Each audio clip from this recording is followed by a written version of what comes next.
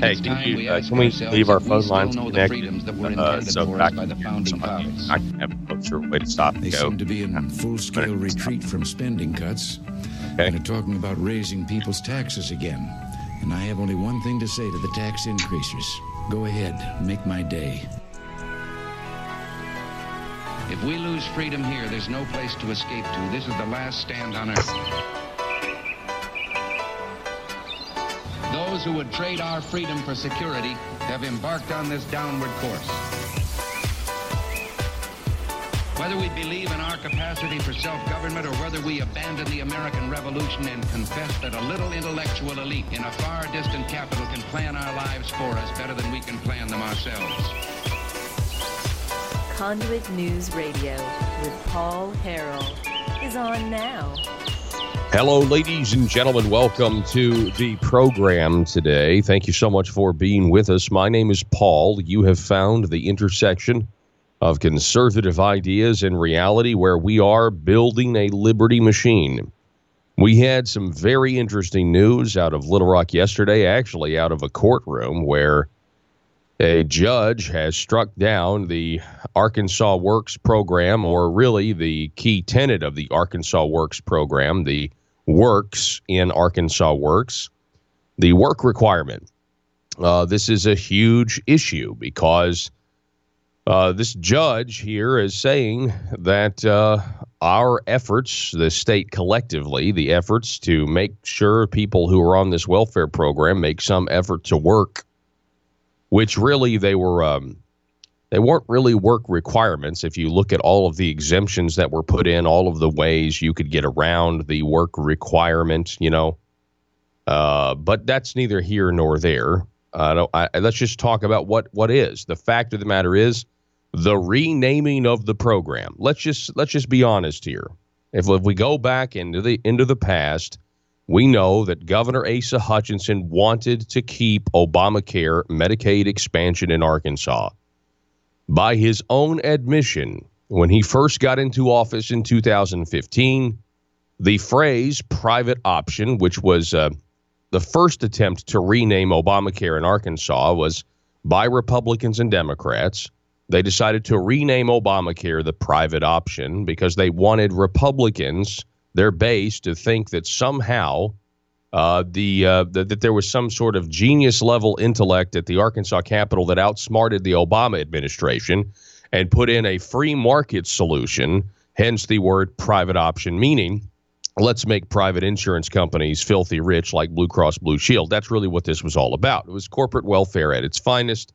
It was cronyism at its finest. It was picking winners and losers at its finest.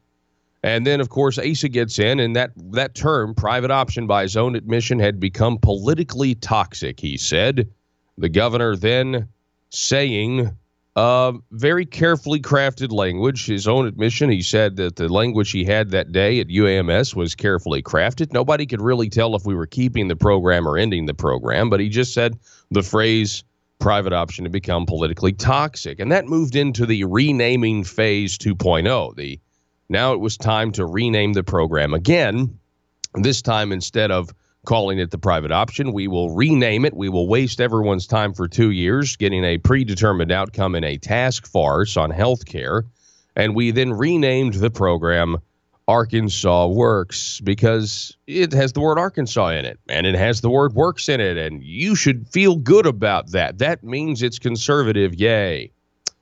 And so in the meantime, we have been, I believe, personally, diverting attention away from doing redeterminations to now try to attempt to, the amount of government that it took just to institute the work requirements in and of itself now in the hindsight of this judge is a complete waste.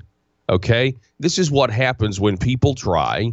Just so if there's any legislators out there listening, I just want you to know something. This is what happens when you grow government and then tell the people you'll shrink it later. Let's grow government, the largest that we've ever grown it in the state of Arkansas, and then we'll somehow manage it and try to make it smaller later. You see, this is just another example that never works, right? Now, I've had some people say, well, maybe, this was all just a delay tactic. Maybe they knew these work requirements were going to be challenged. Maybe they knew that the work requirements were going to be overturned. By the way, the Trump administration has signaled that it will not appeal the ruling so far. That's probably because the Trump administration wants the entire health care law thrown out on its face. They are now saying, based out of a Texas decision that found the entire Affordable Care Act unconstitutional, that they want higher courts to uphold the law, that they agree with the decision. All the way to the Supreme Court, they want the entire law to go away. Now, what does that tell you, right? What we still have establishment Republicans in Arkansas backpedaling and playing defense to try to keep a socialist health care law from a socialist Marxist president in Barack Obama. That is what's going on right now in the state of Arkansas. Still today, it's been going on for several years now. I mean, this is nothing new. I have covered this extensively since 2013. I pretty much have one of the better knowledge bases, if you will, of what has all happened since 2013. There are a few out there who are, who would do a better job than me, but I'm doing the best I can. So the work requirement is gone, and we have a few stories on that. What does Jim Hendren say? Now, the reason we have to immediately go to Jim Hendren, that's the president pro temp of the Senate. He is also the guy who's the governor's nephew. We have to go to him because he's been the leader in all of this. Asa and his nephew, Jim, have been the ones leading the parade, saying, follow us, trust us, we will keep. They've been telling conservatives, come on, we'll somehow, we'll be better on other issues. We promise. We may disagree on this issue, but we won't raise your taxes. Well, that's not true. Okay, they've been telling conservatives that, then they've been telling Blue Cross Blue Shield, hey, don't worry, we're going to make sure you keep getting your taxpayer-subsidized revenue stream to the tune of $600 a month per person who's on this program. Whether they go to the doctor or not that month, you're going to get $600 a person. We've had as many as 300,000 people on this program, and they were never supposed to have more than 215,000. Now, come on, these are facts here. And at some point, the people who continue to lead down this road it's just incompetence. It's a road of incompetence. And yet they still have credibility. Okay, I promise you they do. Senator Hendren still has as much credibility in leading this parade as he did yesterday or 3 weeks ago. Because I hope somebody proves me wrong on that. But we still go back to the exact same people who continue to get us in this mess, right? Now, they don't want to fix the mess anymore, right? Because they're afraid we'll get the blame for it. Well, guess what? If you're afraid you're going to get the blame for it, if you're afraid you're going to get the blame for it if you were to end the program, like you said to a room full of conservatives, Senator Hendren said this back in 2015, that, it didn't, back when we were in the minority, it didn't matter which kind of bills we filed. It didn't matter because they weren't going to pass. So we might have filed a bill on principle, but practically it didn't matter. So we could just essentially manipulate the voters and take all this conservative credit and not really believe in it. But then he said it's a different situation down here today. We've got a chance to pass legislation and do things, but we've also got the chance to screw it completely up and get the blame for it. Well, congratulations, your work requirements, your task force, everything you did that the governor told you to. The judge has now struck it down, and here we are. The Associated Press saying that Jim Hendren said that there's no need to panic. Quote, I don't think there's any reason for the state to panic. This was in response to the news that the work requirements have been struck down. The work requirements were how a lot of conservatives who had voted against the program time and time again, a lot of conservatives who had voted against the funding time and time again, decided to go ahead and vote for it because they said, you know what, work requirements, that's a compromise. At least it's better than just having all these people on the program not working and then taking money on a welfare program for health insurance that they're not even using, because many of them were still going to the emergency room. Do you remember that? It'll cut down on emergency room visits. No, it didn't do that. But we've got a huge uncompensated care problem, $240 million a year in uncompensated care. Oh, okay. Oh, how much is the program? $2 billion a year? Oh, so we had $140 or $240 million a year problem, but you guys, your solution was to spend $2 billion. Again, I've said this before, but that's like running out of gas on the side of the highway, and instead of buying more gas, your solution is to buy a taxi cab company so you can fill up your car. And it's preposterous. Okay. So, Jim Hendren, I don't think there's any reason for the state to panic. There is another obstacle in our path to try to do, this is another obstacle in our path to try to do the best we can in Arkansas with the chips the federal government and the judiciary gives us. So now we have that argument. That's the same argument that, former Senator David Sanders and Mike Beebe were using back in 2013. Well, the federal government gave us these. Well, Mike Beebe might have actually never made that argument. I take it back. But, that's the same argument establishment Republicans, which Jim now is and claimed he wasn't. That's the same argument they used to use. Well, this is just the lemons that we got to make lemonade out of these lemons. In reality, the federal government through Obamacare gave us a feces sandwich. And we had guys down there telling us that they could somehow put some hot sauce on it and make it edible. And that's why Donald Trump wants the whole law gone, by the way. I don't think there's any reason for the state to panic. Given the amount of times politicians say things and it turns out that the complete opposite of what they say winds up being true, maybe we should all be panicking right now. The telephone number is 870-275-9799. It gets worse, though, folks. It gets worse. By the way, at the top of the next hour, we'll be talking with Dan Sullivan, state representative.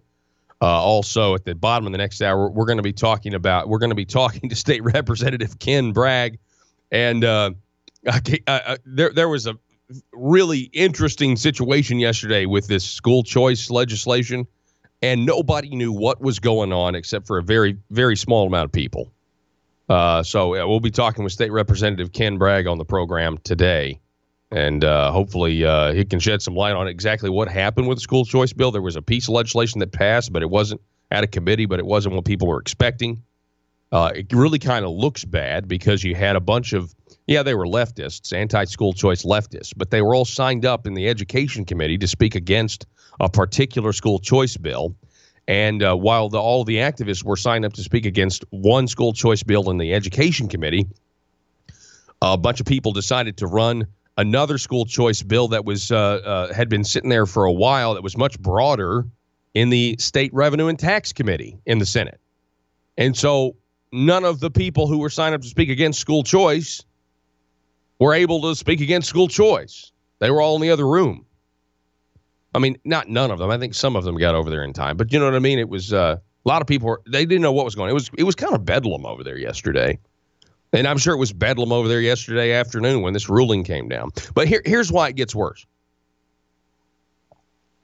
Yesterday afternoon, the Senate passed by a very narrow margin the Medicaid DHS Arkansas Works appropriation. And they passed this like an hour before, if even that, the judge came out with his ruling striking down Arkansas Works work requirement. And there was actually a little bit of a debate on the floor. Like, hey, should we go ahead and pass this budget because doesn't the program lose a lot of credibility? Doesn't everything, the leadership, no, they're not saying this openly, but this is what they're all thinking. Anyone with a brain is thinking this is a complete failure of leadership over the last 4 years. Anyone with a brain is thinking that. Should we go ahead and continue? I mean, now that we can't have work requirements, maybe we should hold off on voting on this. Maybe there's a little trepidation, and of course, then the entire body or the small amount of conservatives that are left, they all get lectured by Senator Hendren about how we don't need to use the budget to have policy disagreements. which is just preposterous.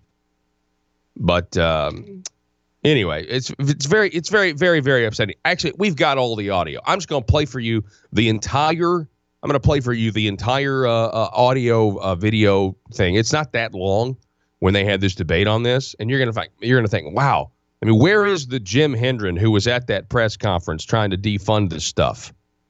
When he came down and that was even referenced. How, didn't Jim Hendren try to defund the private option at one point? He did. That was before things got better for him, I guess, and a lot worse for the people of Arkansas that have to live under the laws he passes. Oh, by the way, let me say this, because on Tuesday, I was telling you that nobody really cares about what the taxes are going to be next year or the year after that. People care about what the taxes are going to be this fiscal year. And so after the legislature leaves, what's the tax burden on the people going to be? Is it going to be more or less? Well, they're going to start collecting one tax in October. The gas tax increase. If Jim Hendren's EITC bill passes, they're going to start collecting that in July, I think. And I think a bunch of other taxes, if they pass them, are going to be collected immediately. But the income tax cuts, the corporate income taxes, the internet sales tax will be collected immediately. But the income taxes and the corporate taxes cuts, we're not going to see those for 2 years, 3 years, 4 years. Okay. I just want you to understand something. One legislature cannot bind future legislatures.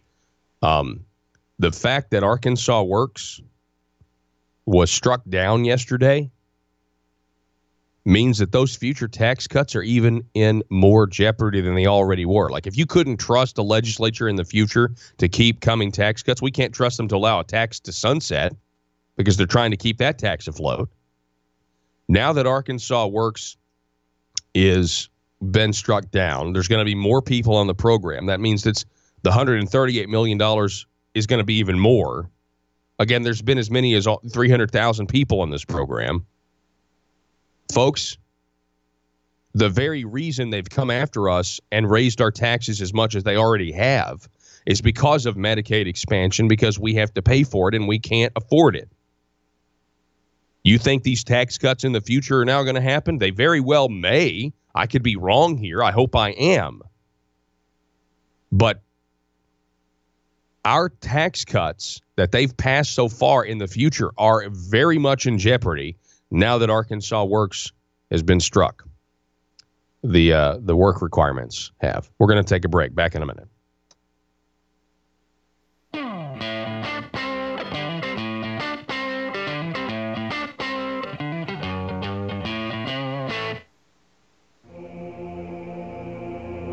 It's Conduit News Radio with Paul Harrell. Folks, it is, I don't know what week it is. I'll let Josh Waters tell us. What week is it? Josh, you're on the phone. What week is this for the scorecard? Good morning, Paul. It is week 10. I'm sharing your frustration. So just 3 weeks left to go. Under the current date, they set to recess on April 12th. We've got week 10 scorecard with 3 weeks left to go in the session. Okay, so this is week number 10, Conduit scorecard. Let's go with let's get positive here for a second. Let's start with SB 620. What's SB 620? What's it going to do? Yep.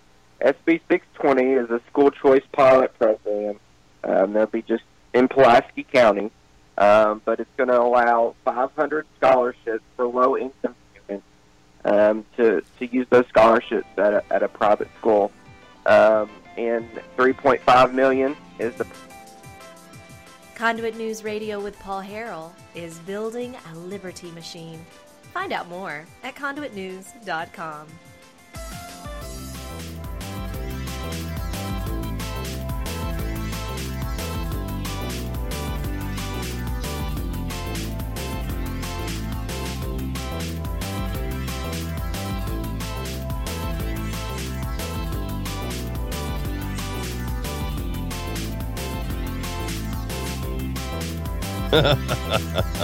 Welcome back. Welcome back, ladies and gentlemen. Thank you so much for being with us. Yeah, so, the used car situation, what is going on? So the used car situation, this was John Payton's bill. It was run in committee yesterday, and it did fail. But I understood it failed because there was a little confusion. There was one sponsor. From what I can tell, there was one sponsor on the bill who didn't even vote for his own bill. So that's an interesting problem that we have. But I think there were some people that were not there. Now, I wasn't in the room. I think there were some people that were not there who actually, if they would have been there, might have had the votes to get John Payton's bill. Again, we talked about this yesterday. State Representative Payton has a bill that would lower the threshold of sales tax, or raise the threshold for sales tax exemption on used vehicles from $3,900 to $7,500. It'd be a really good piece of legislation, really something that we need to look at. Passed the House overwhelmingly. The House kind of symbolically held up some budget bills 2 days ago to kind of send a message. And then it failed in committee. But I think, I don't know. Will they rerun it? I don't know. It's late in the session. Now they have an excuse to not run it, a real excuse to not run it again, even if you get everybody in the room, because, it's already failed once. So that gives them an out, if you will. Again, I really, there's a lot of news going on. It's really fluid right now. Everybody's kind of getting antsy. There's 13 days in the session left, they say, right? And you got this. I don't expect them to do anything. Here's a question for you. How many of these state representatives or state legislators have plane tickets booked on like April the 12th, like Friday afternoon, April the 12th? Going on vacation or something. I don't know. Hey, don't get me, folks, I want a vacation real bad too.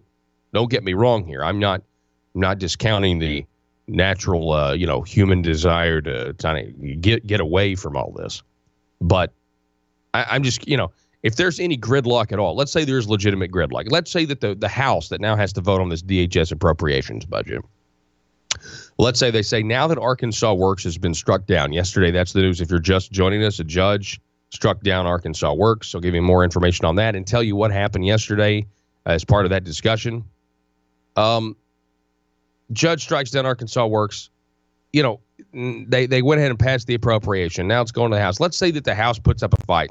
Let's say you don't get 75 votes because they want some changes or whatever. Okay. All you got to do is just kind of just get closer and closer to that date where probably some of these legislators have vacations planned.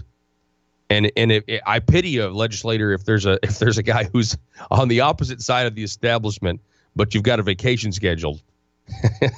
Because he's going to have the establishment saying, hey, you need to come and, cross the picket line, come vote with us so we can get out of here, so we can end the session. And then you're going to have the guy's family being like, are we going to get to go on our vacation? Oh, just go ahead and vote the way you need to vote. Vote the way they want you to so we can get out of here on time. It's just a thought. The telephone number, 870-275-9799. If you want to contribute to the conversation. Again, State Representative Dan Sullivan at 7, State Representative Ken Bragg at 7:30. We got a great show for you. We're up against a hard break. Going to take that break now. When we come back, I'm going to play for you audio and video, if you watch over at facebook.com/Conduit News, of the mini budget debate that went on yesterday, just a mere hour or two before a ruling came down that might have swayed even more votes. At some point, I don't even know if legislative sleight of hand describes it enough. It just it feels more and more like, I don't know. This is going to make people mad, but it just feels more like legislative tyranny. There, I said it. It just does. I'm sorry. To the public, if you're not down there, the emperor has no clothes. The emperor has no clothes, ladies and gentlemen. And yet everybody's pretending that everything's fine this morning with Arkansas Works being struck down. Back in a minute.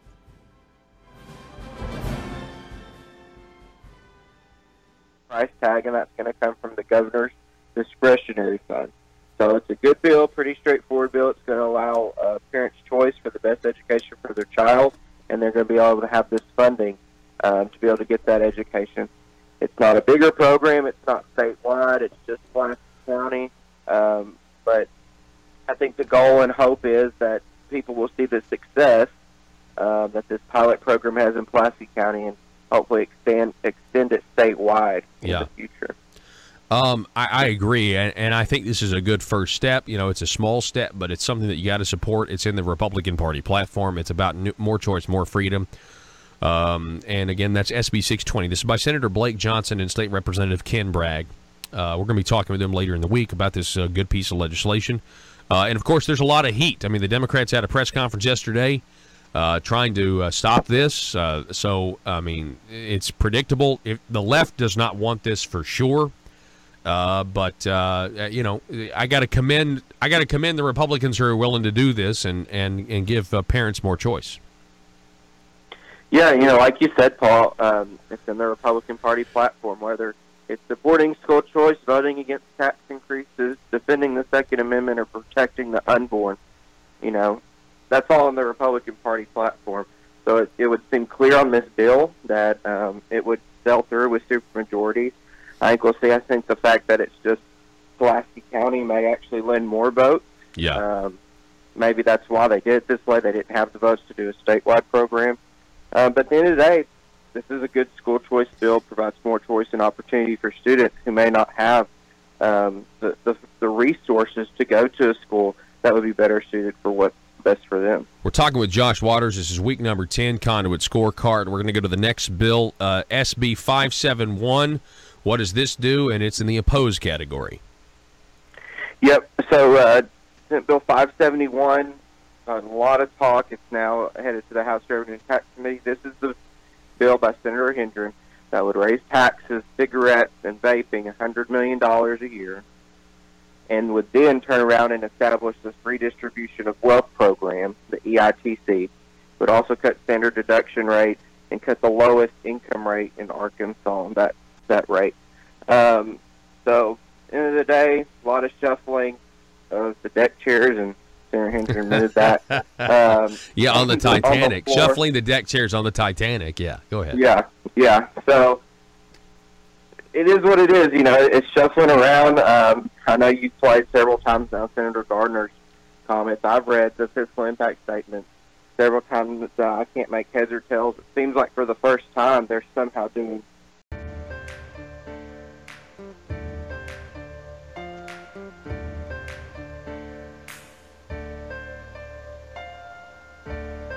bringing you your daily dose of truth. It's Conduit News Radio with Paul Harrell.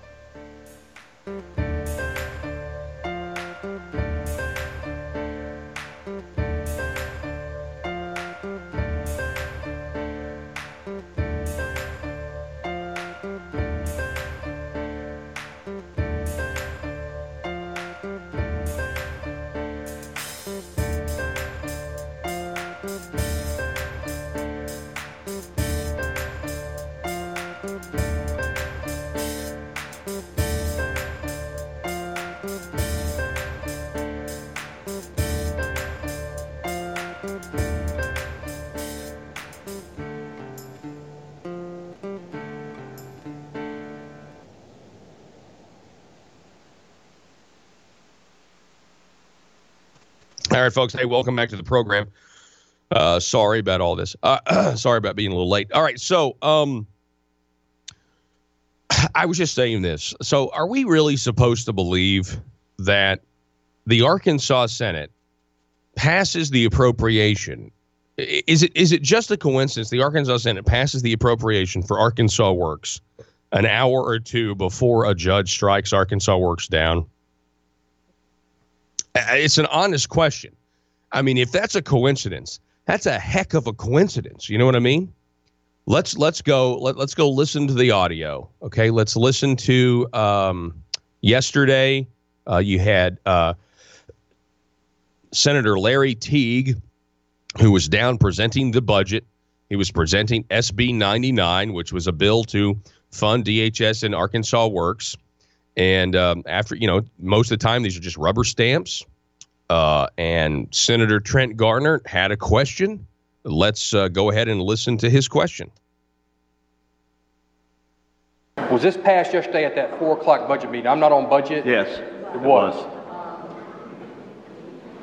What is happening with our budget in regard to the work requirement? And how would that work if either it continued forward or it was struck down? How is that working? So the department explained at the meeting that they budget as if everyone who's eligible will be on the program. And so they have plenty of appropriation and plenty of money, according to them, to deal with whatever happens. So the department has literally millions of dollars that, assuming the work requirement goes forward, they just have built into their budget. They have plenty of money, Senator Garner. All right, stop for a second. I thought I could have sworn. Now, I'm wrong. Maybe I'm wrong here, but I could have sworn that Arkansas Works was supposed to save us money, and yet we still fund DHS counting on the work requirements to not work. Now, maybe that's a new thing. Maybe they knew these things. Like I said, maybe they knew this was going to get struck from the beginning. Like they knew that this was never going to work. This was a stall tactic. This was a way to try to appease Republicans, which it's not really done. All it's done is divide the Republican Party. Congratulations. Oh, by the way, I want to remind you, upon the news that Arkansas work requirements were struck down by a judge, Senator Jim Hendren said, no one in the state should panic. So everybody, start prepping in light of those comments. Just, go get in your shelters. I'm just saying, it seems like everything they say about this program, the opposite is true. The leadership, whatever the leadership says about this program, the opposite is true. So the work requirements get struck down. Jim Hendren says, don't panic. So maybe we should panic. It's just a thought. I'm trying to, I'm just doing a little game theory here. I'm trying to be a couple steps ahead of the game. And right now we have a situation where we can kind of predict the future based on past results. And that's all I'm trying to do. So maybe we should go get some food, go get some water, go in our shelters and panic a little bit. All right, let's continue with this discussion. Again, what are the odds? It's just a coincidence. It is just a coincidence that they pass, the Senate narrowly passes the Medicaid expansion budget right before the ruling comes down that Arkansas Works is struck down. The work requirements are illegal. Listen to this. All right, thank you. Other questions? Senator Garner, I think I have a document shows some money. I'll try to get it for you. Are there any other questions? All right, seeing none, anyone wish to speak for or against the bill? Senator Ballinger, you're recognized to speak against the bill.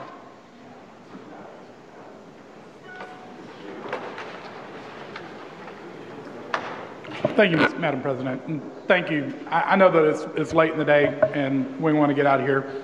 And what none of us want, especially those who've been around for a little while, is want a big fight over the DHS budget. I don't want it, and I don't think anybody in here is looking for that.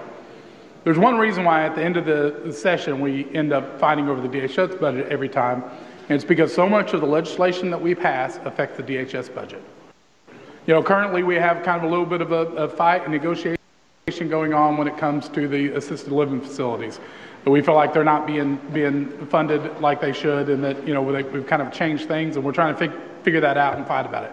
Well, that is affected by this appropriation.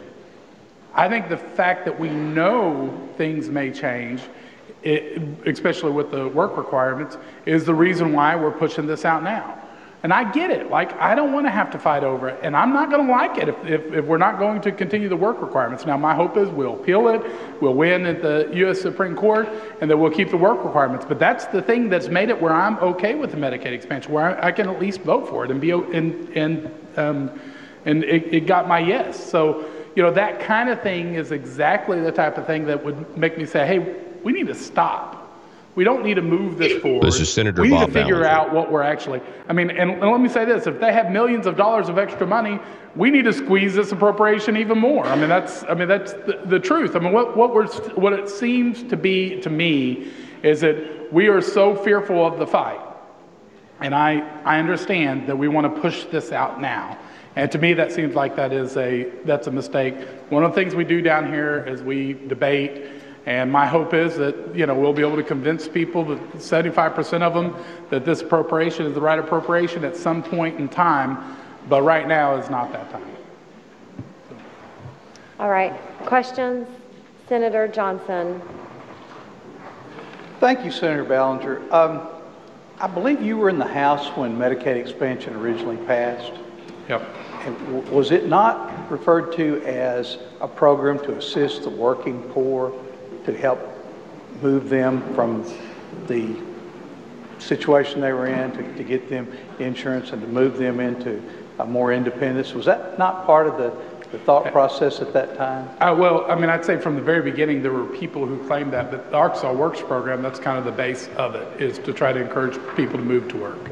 So if we don't have a work requirement, it's really not a program for the working poor anymore, is it? When I was not in the House or the Senate at that time, but as a layperson, that was my understanding of it. I was just wondering if that is still, at least in your mind, the case.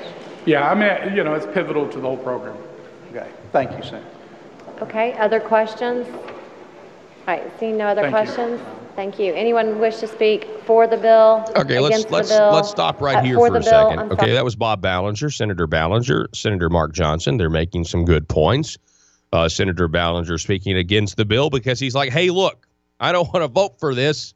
And I'm sure he feels the same way like he did. He voted against this appropriation. And he's saying, look, they're about to strike down these Medicaid requirements. Oh, by the way, the judge, have you seen the picture of this judge that struck these work requirements down? He looks like a balding Greg Leding. I just thought I'd throw that out there. Check it out. He does. Look at the photo. If you actually scroll your browser to where the baldness of the judge is cut off, he looks kind of like Greg Leding. Anyway, I thought to myself this morning, I said, how is Greg Leding a judge and a state senator? And a Democrat, no less. Anyway, so then the president pro temp, the prime minister, as John Brummett calls him, Jim Hendren, needs to take to the floor to set things straight, to warn the body, don't you use this appropriation process to try to advance policy. In this case, the policy would be smaller, limited government, no more welfare programs. Here is Senator Jim Hendren. Sorry, Senator Hendren. Thank you, members. If you look at your calendar, you're going to see day 73. So this isn't something that's been rushed through. We're going to be done in about 10 or 11 more days of session. If there is a time to begin passing the major appropriations, it is now. The other point I want to make in response to Senator Johnson's question, whether it's still a program for the working poor, most of the people on this program are working. So there is a segment that is not. But the problem is they're either working at a place with no insurance and they're working at a level where they can't afford it. So it continues to be a program that will service that population. And the final point I want to make why I think it's so important that we do this. Can you stop for a second, Joe? Stop before we get to the final point that he wants to make that he thinks is so important. Folks, I just want to remind you, if you work 40 hours a week at minimum wage, and not even the new minimum wage, the old minimum wage, you'd make too much money and you wouldn't qualify for the program. So just want to throw that out there when we talk about people who are working on this program. Back to Senator Jim Hendren. We've made the last 6 years is this continued effort to change policy through appropriations. We saw some of it in the House yesterday. That's just not the way the appropriation process is supposed to work. We had a fight when there was a huge change in the appropriation, like $1 billion change in the appropriation back in 2013. But if we continue this trend, are we going to block the Department of Education's budget because we don't like some policies that the schools are doing? Are we going to block higher ed because we don't like some things that are going on at the campuses? So I think it's important that we we get to what we're doing here, which was we're funding our responsibilities. And one of our fundamental responsibilities is the Medicaid budget. So I hope that we would set some of the disagreements we may have about the policy aside and finish this session by passing this appropriation. Can we stop for Senator a second? Garner, Stop, real quick, because there's a question. So Senator Garner does a great job here. Why do I feel like the responsibility that Jim Hendren is talking about is the responsibility to do what he says? That's what this is about. That's what this whole 4 years has been about. It's been about your responsibility as a legislator, not to serve your constituents, but to serve Jim Hendren and his uncle. Keep going with this audio, please. I heard this argument before about don't influence the budgetary process through policy. What is the point of the legislator if it's not to control the purse strings and to do it? What time does it become appropriate for me to disagree with the policy or with an appropriation or a budget? If that's the conceptual thing you're saying, that if I have disagreements with a budgetary issue, I can never vote no because then it's a policy issue. I mean, what point can I exercise my power as a legislative branch that has the purse string to do that? You have the power, and I expect you'll exercise it here shortly to vote against it anytime you'd like. I also have the ability to say that I don't think it's good policy for a body to use the appropriation process. Even Congress doesn't do that. They didn't shut down DHS because a lot of Republicans were unhappy with the Obamacare program. So again, you have the right to exercise your ability to vote against this appropriation, just like many members may and stop. have. No, Congress only shuts down the government, or maybe they should have defunded DH. Everybody, and do we really want to compare ourselves to what DC's been doing? Washington, D.C., until President Trump was in power, had a long record of not doing what the people who sent them there not doing the things the people who sent them there to do. A very long, detailed record of Congress not listening to the people because, the media, or, we can't use the constitutional authority that we have. Senator Trent Garner, I have been so impressed with the last few weeks, and I really appreciate the work he's doing. You can tell he's one of the hardest working senators down there in terms of trying to understand each piece of legislation. He wants to understand everything he's voting on, from what I can tell. This is just, I kind of am a wallflower over there. I just watch people, and he's making some great points. And he's saying, well, okay, Jim, at what point am I supposed to use the constitutional authority to control the purse strings of a policy we don't like? And he's just blowing a hole in the argument. This is not about, this is about doing what Jim wants. And that's what this is about. This is about, trying to, if we're really honest about it, Senator Hendren and the others don't want the legislature to exercise your full authority under the Constitution of the state of Arkansas because it's an annoyance. That's why they got around Amendment 19, because they didn't want to have to get 3/4 vote to raise taxes, right? Because they see, I hope all of the Democrats are listening too. I hope all of the moderates that disagree with me on policy are listening.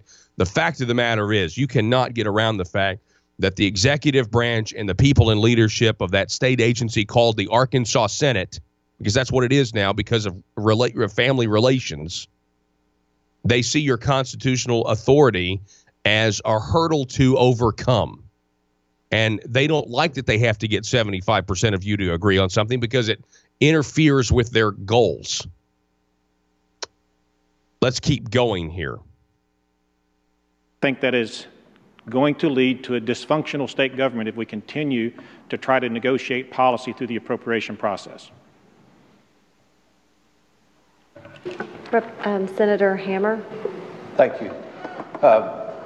Senator Hendren, what I'm debating is one thing that was said a minute ago. We've got some key bills that are running through the Public Health Committee right now that partly because of other heavy lift bills have kind of blocked things up, and so now we're down to that pressure point. I recognize that.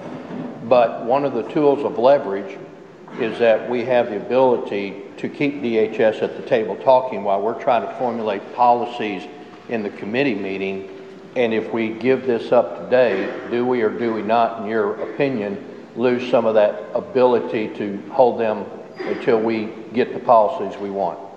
There are still a whole lot of other budget appropriations for DHS. And again, if we get to the point where they will not come negotiate and talk, then I think there's other mechanisms besides playing brinksmanship with the budget.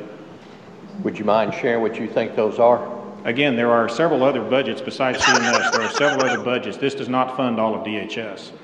And again, I have found in most cases that they're willing to negotiate. We know how holds on the budget work, and they're an appropriate time for them. But again, we're at day 73. We need to start putting some finality to our budget. All right, thank you. Any other questions? All right, stop. Now, so by this rationale, we wouldn't have shut down the government to try to get wall funding. I'll tell you that much, because that would just be that would be using the appropriations process in a way that's just not going to allow government to function the way we really want it to. Again, the emperor has no clothes here, by the way. If you're just joining us, we are going over the coincidence, and trust me, it has to be a coincidence, that an hour or two before an Arkansas judge struck down the I'm not an Arkansas judge, a federal judge struck down the work requirements for Arkansas Works Obamacare Medicaid expansion. The Arkansas Senate had this debate that you're listening to right now over whether to approve the appropriation for the Arkansas Works program. It's just a coincidence, though. It's just a huge coincidence. And so now it goes over to the House. And we'll be talking with Dan Sullivan about all these developments and everything. And again, the president of the Senate, Jim Hendren, says not to panic. In this article, hang on, there's that judge again that looks kind of like Greg Leddy. He says, I don't think there's any reason for the state to panic. This is just another obstacle in our path to try to do the best we can. That's Senator Jim Hendren. Don't panic, everyone. So remember when Jim Hendren said that his bill would end Medicaid expansion when it was clearly designed to keep it? So there's several examples where Jim Hendren says one thing and the complete opposite is true. So he says not to panic. The emperor has no clothes. Okay, real quick, let's finish up with this audio. Joe, go ahead whenever you're ready. Senator Hendren, I got to know you standing in a press conference when we were fighting this appropriation way back in 2013.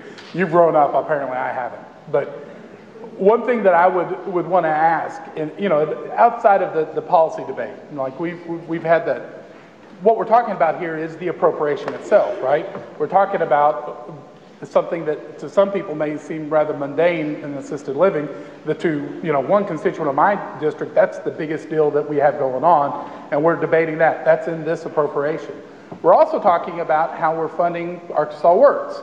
Whether you like Arkansas Works, I have voted for Arkansas Works the last 3 opportunities I've had to vote for it because it had the work requirements. It's not about the policy that I'm trying to address. It's about the appropriation itself. The appropriation will change or should be changed, or at least it should be debated that consistent with what the facts are on the ground. Every bill that I watch getting passed or killed in public health, almost every one of them should have some impact on DHS. That's the thing is that, to me it seems like we're pushing this through to avoid the fight. And I get it, I understand it, I don't want the fight either. But the appropriation itself, how it's addressed, is being affected all the time by the stuff we're doing here. Well, again, we had budget hearings. We've had special language committee meetings every week. We have joint budget every week, and that is the appropriate place to make amendments on the budget. But this came out of joint budget committee after all of that process has played out, after all the policy debates that you've talked about have been heard. This came out with a due pass recommendation from the joint budget committee. And again, I think it's at some point, we're already 13 days past the 60-day normal length of a session. At some point, we must have a vacation schedule. To debate policy until we have 35 members on every appropriation. We will be a full-time legislature. Thank you. All right. Anybody else wish to speak for or against the bill? Don't panic. I'll figure this out over the weekend. I'll work all weekend, promise. Thank you, Madam Chair. Members, let me just remind you that this is the Medicaid program. It also includes children and health insurance, CHIP, for kids. Pain point politics, also includes baby. hospital and medical services, public and private nursing home care, Arkansas Works, and Our Kids First. It's more than just Arkansas Works. It's more than, and when we talk about appropriation, they've got almost $8 billion in appropriation, counting federal funds and all that. There's plenty of appropriation out there either way, and we sure won't spend it if we don't have to. I appreciate a good vote, guys and gals. All right. Seeing none. All right. Please call the roll. Ballinger, Bledsoe, Bond, Caldwell, Cheatham, Chesterfield, Clark, Cooper, Davis, Dismang, Eads, Elliott, English, Flippo, Flowers, Garner, Hammer, Hendren, Hester, Hickey, Hill, Ingram, Irvin, Blake Johnson, he's aye. Mark Johnson, Letting, Mallett, Pitch, Raypert, Rice, Sample, Stubblefield, Sturch, Teague, Wallace. Are there any members that wish to? Madam Chair, before they cast up the ballot, do you want to make your disclosure? Members, I need to make general disclosure that we do accept Medicaid patients, so I need to make that disclosure. Can we cast it up now? No. We have people that want to vote. Senator Clark's aye. Senator Clarkson, aye. Senator Flippo is present. Any other members? Okay, so basically they barely get the votes. Senator Clark, he made his vote as aye. I think that puts him over the top because they needed 3/4. And then, of course, you had people voting no, people not voting or present, which is essentially a no. We're going to take a break. Joe, let's take a 1-minute break here because I've gone way over, okay? Just a 1-minute break. Back in a minute. Somewhat dynamic scoring on the smoking issue, that if we tax more and going forward, there's going to be less smoking. I haven't seen that anywhere for anything else. So that fiscal impact statement's all over the place, the numbers are all over the place. At the end of the day, Paul, this bill raises taxes on our Kansans. You've talked to the small business owners. It's been very well established. This is going to hurt small business vape shops. It's going to, they say, put some of them out of business. They're going to have to cut employees. And at the same time, it's redistributing that wealth that's going to put them out of business and creating a welfare program. Paul, this EITC program, 4 Republicans in the entire House of Representatives last session voted for this. 4 in the entire House of Representatives out of 76 voted for this when it got to the House floor last session. Wow. Somehow this got out of the Senate. It's in the House Revenue and Tax Committee. Seems dead on arrival. Just what you keep.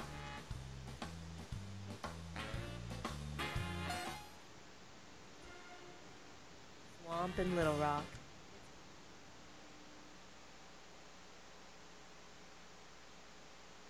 All right, folks, that's all the time we have for today. Or not for today. What am I talking about? We got one more. That's all the time we have for this hour. We got one more hour coming your way next, so certainly don't go anywhere. We're going to be back with State Representative Dan Sullivan. We're also going to be talking with State Representative Ken Bragg at the bottom of the hour. There were some interesting developments with the school choice yesterday. I'm still sure not what exactly went on.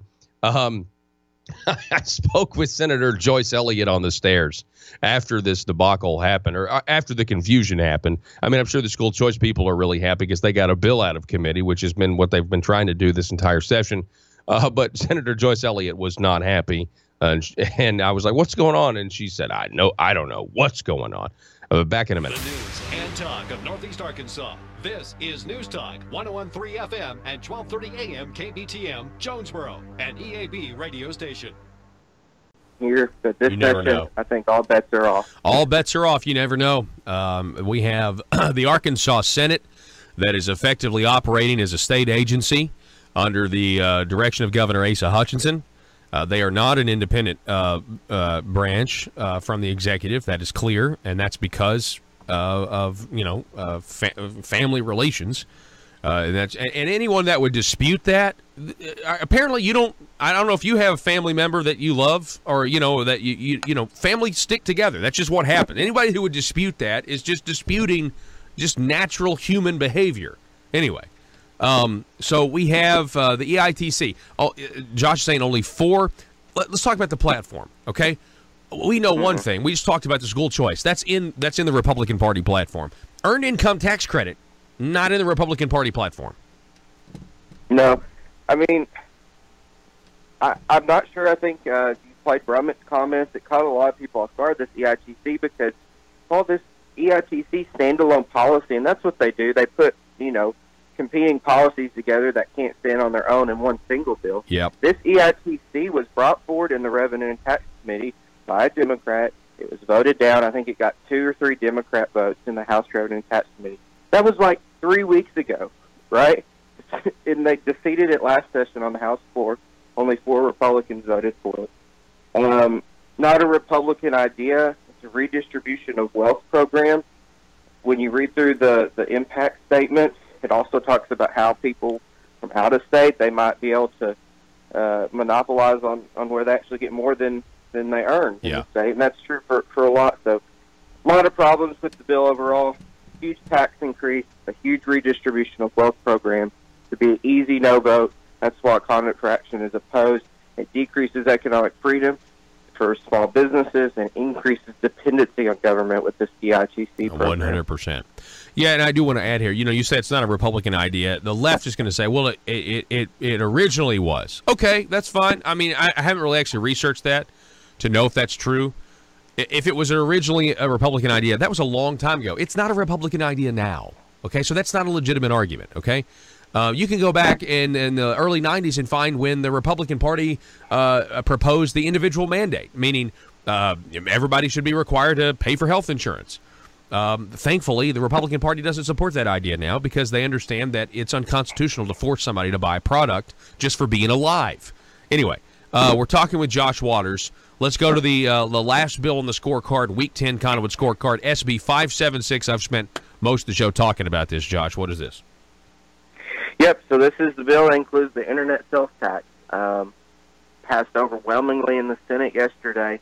I think if I have to go back and check for sure, but I think only a couple of Republicans didn't vote for this in the Senate. There's actually seems like there's more pushback on how this is going to affect car washes than the average Kansan who's going to be paying more with internet. I know. It's so frustrating. Yeah. Oh, it's just like the House of Representatives 2 weeks ago. They $20 million for a stump fire that should be somebody else's fault. And, we should be going after him or whoever the landowner is. And $20 million for the stump fire, no debate. And then they take 7 questions on if you rob flowers from a grave the second time, maybe that should be a felony. And that you thought that was the end of the world. It just doesn't make any sense. Anyway, they're more concerned with the car wash provisions of this bill than they are, taking what is, according to Conduit News analysis, Josh, $235 million more from the people, but they're only claiming, tell us about this, they're only claiming it's going to take $47 million from the people.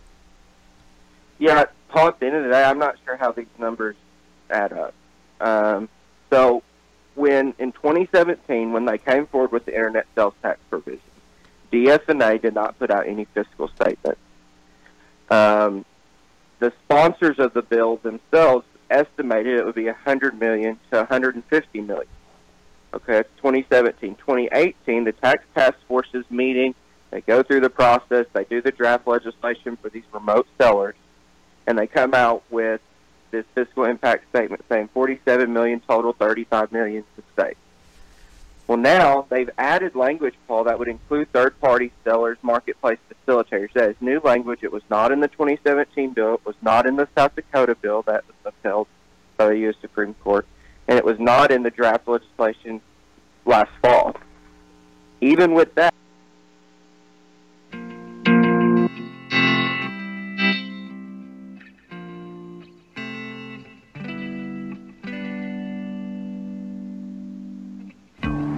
I think it's time we ask ourselves if we still know the freedoms that were intended for us by the Founding Fathers. They seem to be in full-scale retreat from spending cuts and are talking about raising people's taxes again. And I have only one thing to say to the tax increasers. Go ahead, make my day. If we lose freedom here, there's no place to escape to. This is the last stand on earth. Those who would trade our freedom for security have embarked on this downward course. Whether we believe in our capacity for self-government or whether we abandon the American Revolution and confess that a little intellectual elite in a far distant capital can plan our lives for us better than we can plan them ourselves. Conduit News Radio with Paul Harrell is on now. Hey, folks, welcome to the program. Thanks so much for being with us. This is hour number 2. My name is Paul. You have found the intersection of conservative ideas and reality. We had big news yesterday. We covered it all last hour. If you haven't listened to the Hour 1 podcast, you need to. We brought you the audio from the Marble Palace. We brought you the news on the federal judge striking down the work requirements for Arkansas Works. What is the state going to do now? And here to talk more about that with us, we have State Representative Dan Sullivan in studio here as we broadcast from Little Rock. Dan, welcome, sir. Thank you, Paul, and good to be with you again. It's always great to have you on, sir. Especially when we had such exciting news. I know. It is exciting news. So where, I guess it's kind of one of those questions, where were you when you found out that, the Arkansas Works program, something that, people have spent the last 4 years kind of building up, renaming the old program that people didn't like. Where were you when you found out that the federal judge said no more? The place you'll always remember. Yes, I was just getting out of committee, and we just finished with committee and headed back home when I got the news. And which committee was that? Education. Education. And of course, we were in session about the time it came out, and we all got text messages, and text messages blew up. And still trying to get more information this morning. Yeah, what does it exactly mean, and where do we go from here? I think it's a lot. Now, it was just it was a major coincidence that right before the ruling went down, the Senate had a pretty good debate, at least. Senator Trent Garner, Bob Ballinger, Kim Hammer raising some good questions. But they had a debate and went ahead and passed the budget to fund Arkansas Works right before a ruling came down saying no work requirements are allowed anymore. It's illegal. Now that goes to the House. So what are your thoughts on that? Well, first of all, it's always fun to speculate. But, regardless of what the speculation is of why we did it, what we're doing, the reality is now we come to the House. And I was here and listening to the debate with you in the Senate about how important a vote is and the people that elected me and the other representatives, how important it is for us to vote and represent them on these big decisions. I think the first point I'd say is about not panicking. We don't have to panic, and we need to go as quickly, not panic, but we have to remember the steps that we took before that led us down this path. And we have an opportunity now to take a different path and look at how to move forward. We know our president wants to end this whole program. President Trump wants to, I think he's the president of everybody. Some people he is won't now. do There's no Russia collusion. He is your president. He's ours. And he's wanting to roll this whole thing back. So if we know that, what steps are we going to take now? And he's been pretty successful. What steps will we take now to move in that direction? The other part that I heard in this debate, is as a member of the House, you are one of 100. And if the administration doesn't need your vote, you have very little leverage. You're expected to go along with, I think that your listeners heard, you're expected to go along with whatever the committee decides, whatever the administration decides. You're expected to go along with that. And I think the House demonstrated a few days ago when we held up all appropriations, we're not willing to do that.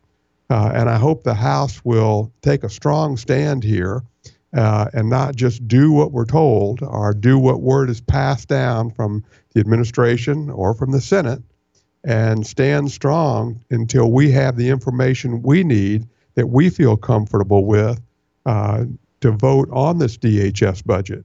Because once it passes, we have no more power to change what goes on. I think Representative Ballinger, or Senator Ballinger spoke to that. Yes. Senator Hammer spoke to that. Senator Garner spoke to that. That's all the power that we have as one of 100 is to vote as a group to say, no, we just want more information, and I'm not voting yes until I have more information out there. Yeah. That's critical. And I hope the House members will stand together. And I will say this for the House leadership. They have been very transparent. You know, our Speaker, Matt Shepard, is out there among the members. He's talking to the members. We have our leadership structure that talks to us and shares information. So I really appreciate that. And so my comments are in no way disparage our House leadership. But they'll need to understand, too, that I, as an individual representative of my district, want to have the knowledge that I need to be confident we're going to go forward in a direction that I see and view that represents my people. Yeah. And that's not a promise. That is the real data and the real information and public statements as to where we're going so that people will be accountable.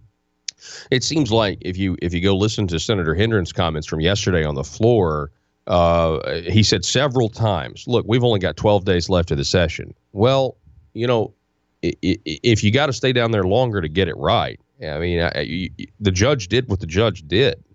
I mean, in my opinion, you've thrown a wrench in the entire session because now you guys do have constitutional power and you have the ability to say, okay, whoa. I mean, how often does a problem arise in the middle of session? A lot of the times we've seen this before where the books get cooked.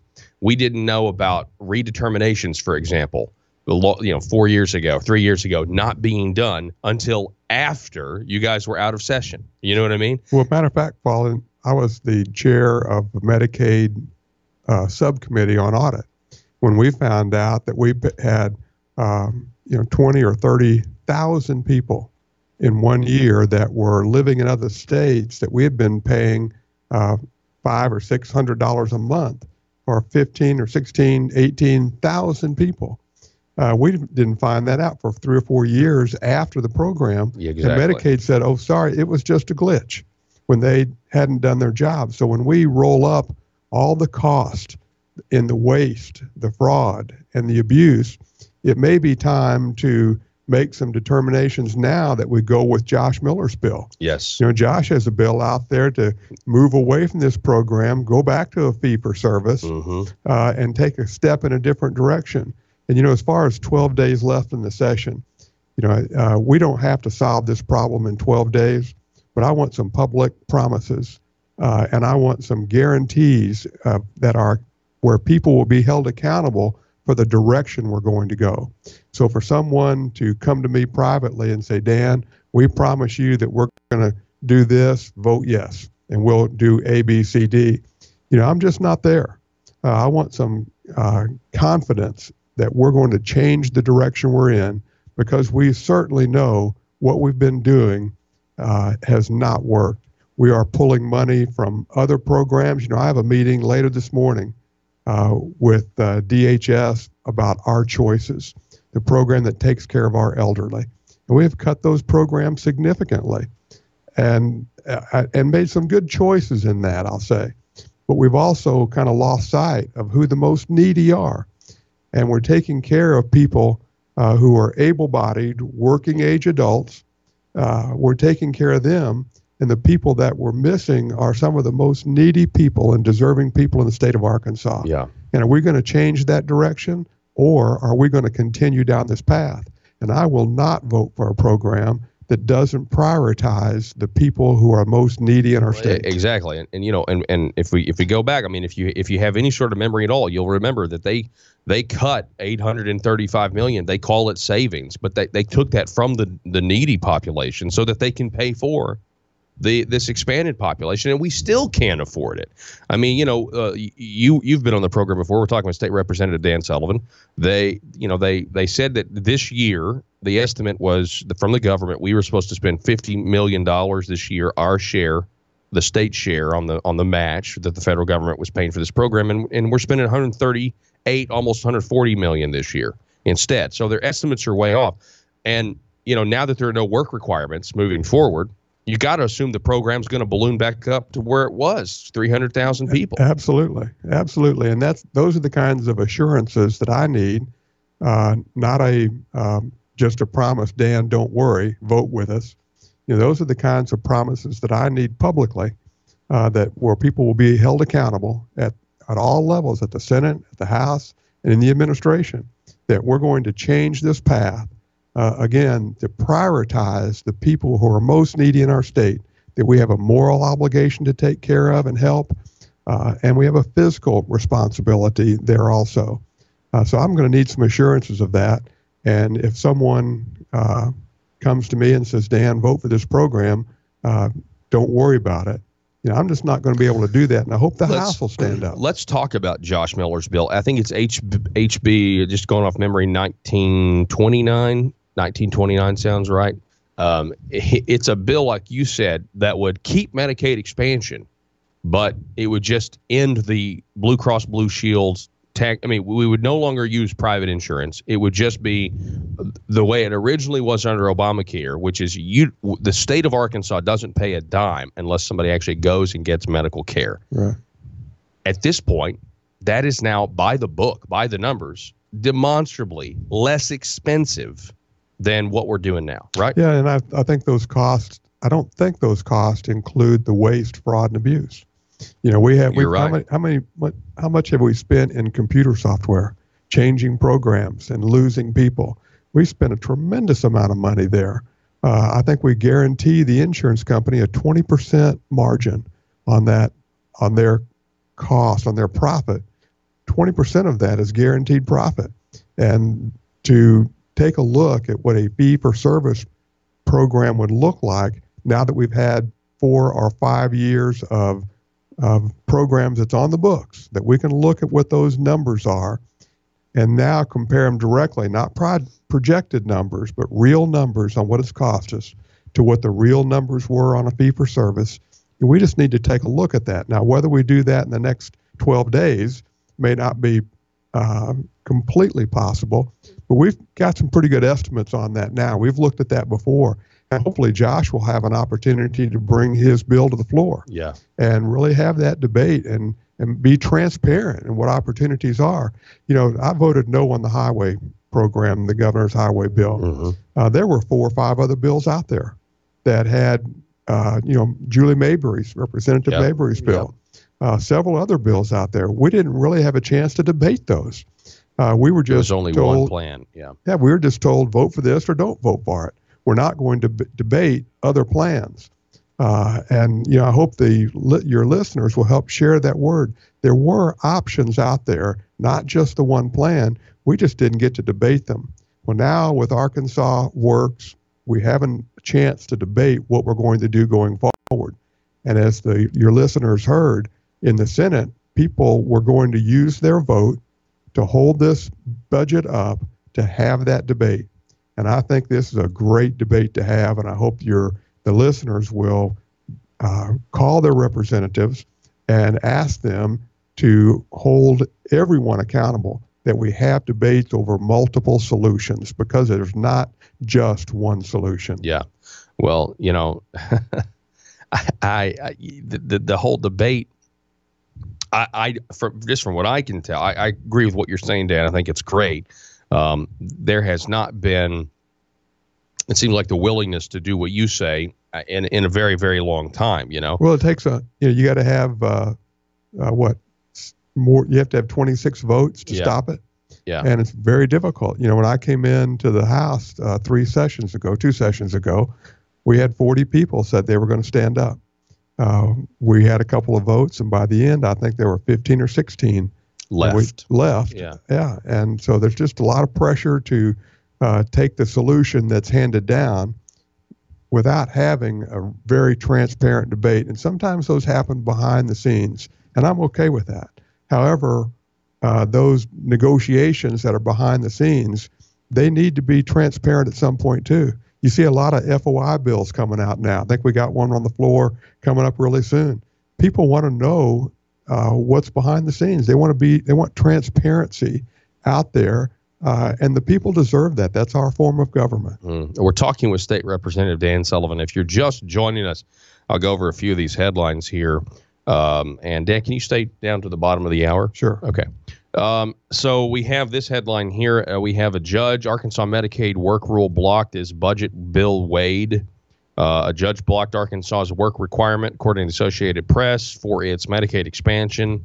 Republican Governor Asa Hutchinson said he was disappointed in the federal court ruling against the work requirements. Of course, this is a ruling against Arkansas and Kentucky. The ruling came out coincidentally shortly after the state Senate narrowly voted to keep Medicaid expansion another year. I mean, that is an incredible coincidence. Jim Hendren again, quote, "I don't think there's any reason for the state to panic," he said at this. Then, of course, you have the Gazette article, which is written by Andy Davis. Headline: Judge voids Medicaid work mandate. Hutchinson said in a statement that he was disappointed in the decision and would discuss it and the future of the Arkansas Works requirement at a news conference today. So there is going to be some talk about this today. I would expect that that we just kind of put our heads down and, I don't know, maybe create another task force and figure out. I mean, seriously, I don't expect there to be anything there because, well, I guess we're about to figure out whether or not, do we just support was Arkansas Works really just about a name change, just a way to keep the insurance companies happy, to keep all these big companies happy, or because I don't know. There's a whole lot of questions out there about this.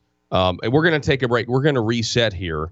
But that's the news out of Little Rock yesterday, and we will see. The Kentucky governor, Matt Bevin, says the work requirement struck down. He's going to just end the program altogether now. That's what Kentucky Matt Bevin has said, the governor over there. So we'll see. We got to take a break. Back in a moment. They use the same fiscal impact of this $47 million total, 35 to the state. Paul, it just doesn't make sense.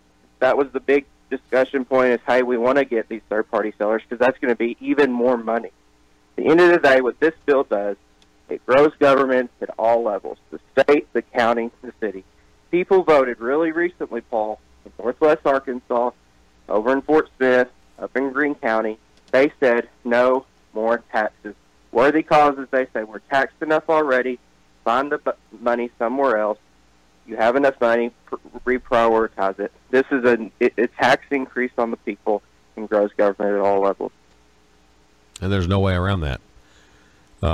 There's no way around that. And I don't know how. I have this session I have tried so hard to see the positives, call them out when I can.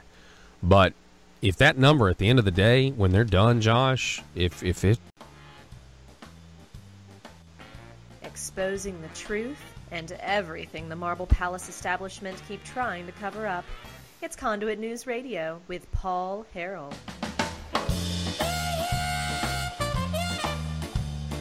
All right, here we go. We're back here with State Representative Dan Sullivan. We're talking about this ruling that has come down.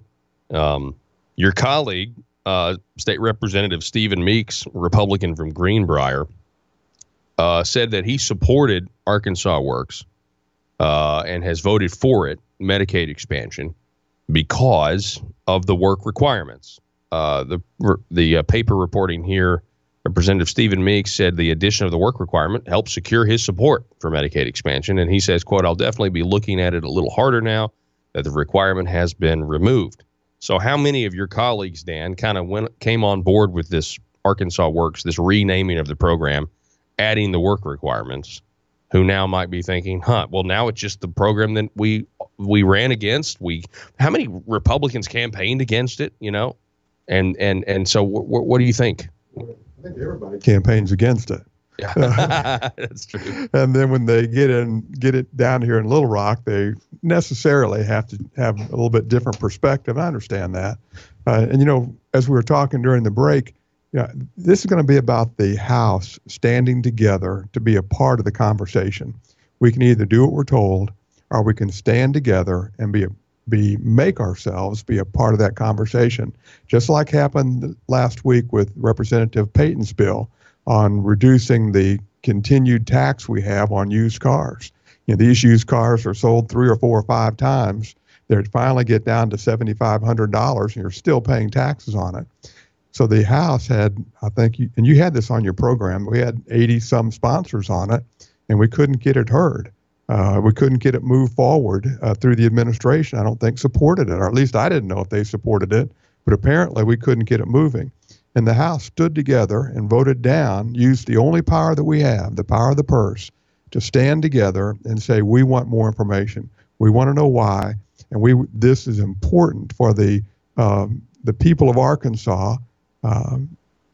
And let's stand together, vote together until we have a true voice and impact the actions that move forward. And I hope the House will stand together in this. I hope we'll stand together and hold our power of the purse that we have to get more information and get some promises going forward. Okay, so that's kind of the goal here is to try to figure out what direction do we go from here. Some people have said, well, maybe we can keep the work requirements and narrowly tailor them to what the judge is ruling, so it still fits into the judge's ruling. And I'm thinking, well, the work requirements are kind of not really requirements right now anyway. I mean, eventually you get kicked off the program, I guess, but there's a lot of ways to exempt yourself. Well, yeah, and if the goal of the work requirement was to eliminate people from the program, I mean, you can say all you want, but that was the goal because we couldn't afford it. Mm-hmm. And we had to come up with a strategy to take people off of the program. That is an honest assessment. And the work requirement was the easiest way to do that. And then we tailored that to meet what we thought was the law at that time. But now it's no longer the law. So are we going to continue the program and figure out some new nuances to limp along, or are we going to go in a new direction? Our president has said he's going in a new direction. So we can go against our president, or we can go with him. Our former president, President Obama, made his rulings or had his program, and we said make lemonade out of lemonade, or lemonade out of lemons.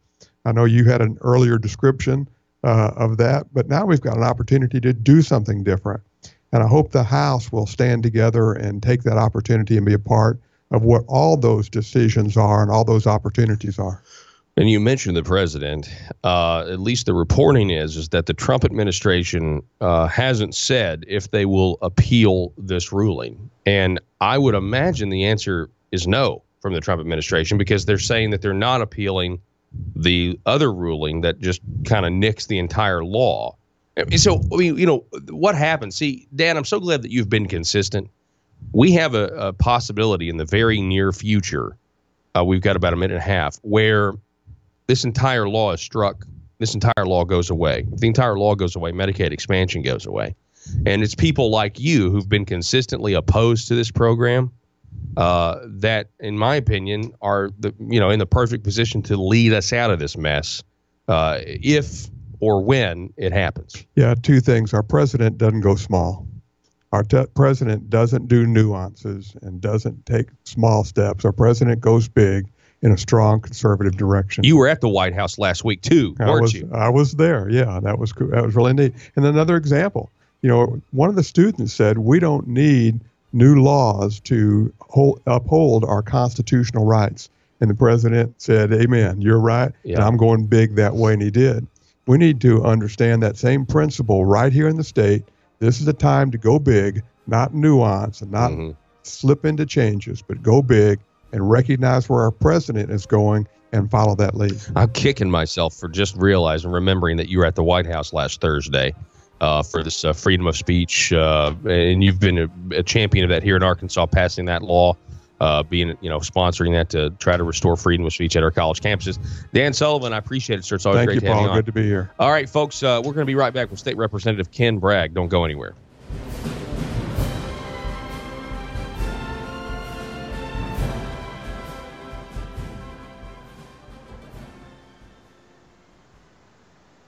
More money coming from the people when you take into effect the income tax cuts versus the gas tax increases, the wholesale tax, the half-cent sales tax, the 911 tax increase, the internet sales tax increase.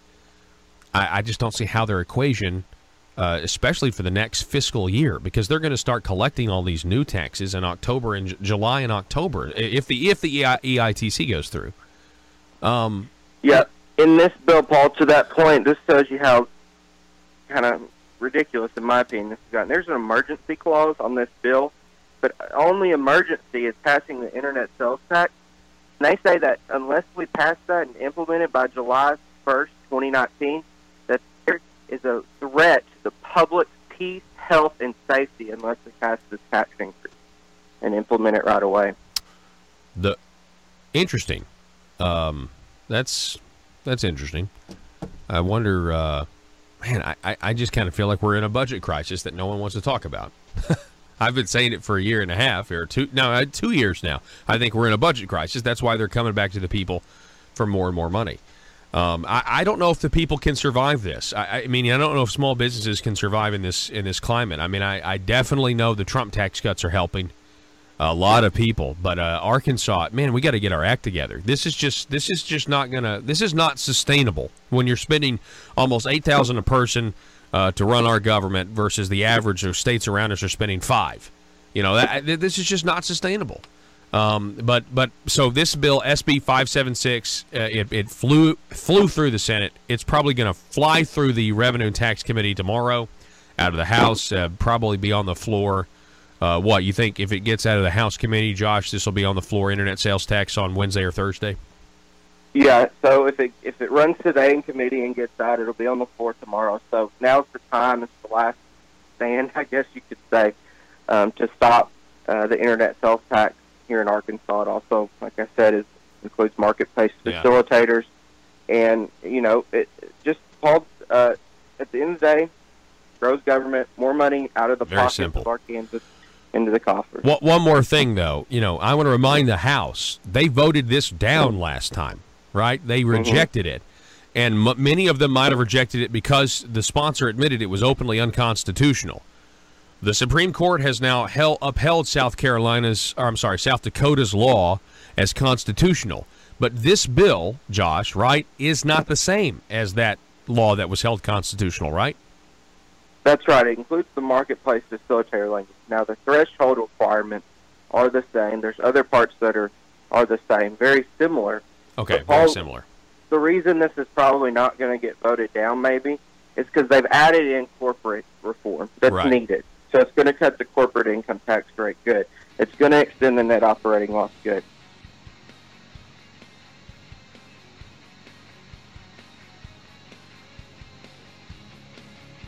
The intersection of conservative ideas and reality. Conduit News Radio with Paul Harrell. All right, folks, welcome back to the program. Thank you so much for being with us this morning. We're kind of in the home stretch. So over the last couple of days, this week specifically, we've been talking about school choice. It is a key plank in the Republican Party platform. It's something that is good. More choice is better. More freedom is better for people. Yes, even in the public school system, parents and students, more choice is better. So there's this bill that we've been following that would have set up a pilot program for 5 years in Pulaski County. It would have used money, it would have used taxpayer money to allow kids, up to 500 of them, to go to private schools, and then even beyond, into secondary education as well. And it was scheduled to run yesterday in the House or in the Senate Education Committee, and there was a ton of people packed in the room. Senator Blake Johnson was running it, or supposed to run it, and then all of a sudden, there was what I would describe the closest thing you can get to chaos in a legislative setting, where then people figure out, well, there's another bill on school choice that's running in another committee. So the House sponsor of that original bill, his name is State Representative Ken Bragg, and he's on the line with us right now. Ken, how are you this morning? Oh, just fine. Good morning. Yes, sir. Glad that you could take time. I'm glad that you are the House sponsor of a school choice bill. I think that's fantastic. But can you explain exactly what happened yesterday? I'll try. The bill we're working on now, Senate Bill 539, was really our original bill that we've been working on, for quite a while. We started in detail working on it last summer, through the fall, and really, really concentrated on it, getting it ready for this session. And we were in play, and we filed it. It's been filed for a while, and it was sent to the, Senate Tax Committee, and it was just sitting there. And then, the governor came out with his proposal. And so we decided to go with that. That was filed with the Education Committee. Well, we had a lot of pushback about it being designated just for Pulaski County. We had a lot of people say, well, if that were a statewide program, I could support it. So we just weren't sure that there would be enough support for that bill. So we just decided, and we had talked about possibly, going ahead and running this bill anyway. And so that decision was made. It was kind of a last minute decision to just go ahead and run the Arkansas Tax Credit Scholarship. And it went through the Senate committee. It should be on the Senate floor today. And if it passes out of the Senate floor, then it will probably be in our Revenue and Tax Committee next week in the House. So, and I know this is speculation, but, somebody that follows this, I was trying to figure out, okay, did we not have the votes for the bill that was in the Senate Education Committee, but we did have the votes on a different bill in the Revenue and Tax Committee? Was that the reason, or the plus was also you had everybody thinking the bill was going to run in the Education Committee, and all of the opponents of school choice were signed up to speak in that committee, but then they kind of weren't available then to speak against a school choice bill in this other committee. So, what was there a strategy here, or was this just, hey, we're just trying to get a school choice bill passed today? Yeah, well, there's two different bases for the bills. I think it was realized that there probably wasn't enough support in the Education Committee for this. The bill we're running now is a tax credit scholarship, so it is a tax bill. So it went to a tax committee. Okay. The other one, with direct funds from the governor's rainy day fund, it didn't qualify really as a tax bill, so it went to the Education Committee, and that's kind of how those got split up like that. But yes, I think they realized they're probably, because of the pushback, of designating it for Pulaski County, they realized there probably wasn't enough support in the Education Committee for that particular bill. So we went ahead and run the tax credit. So I was outside the Education Committee, couldn't get in. It was just jam packed. And then I heard what was going on in the Senate Rev and Tax Committee. And so I was like, well, there was room in there, so I was able to get in there and I was able to listen. And so I understand that the governor's proposal was this bill originally, with Pulaski County. That's the one he came out, he supported. And then from what I could tell from the testimony yesterday, he is now also supportive of this other bill, this original bill that's a statewide school choice program. Is that correct? Yes, that's correct. And he was originally supportive of the concept of it. We had a bill in the last session that ran, and he was very supportive of it. We couldn't get it, through the whole House.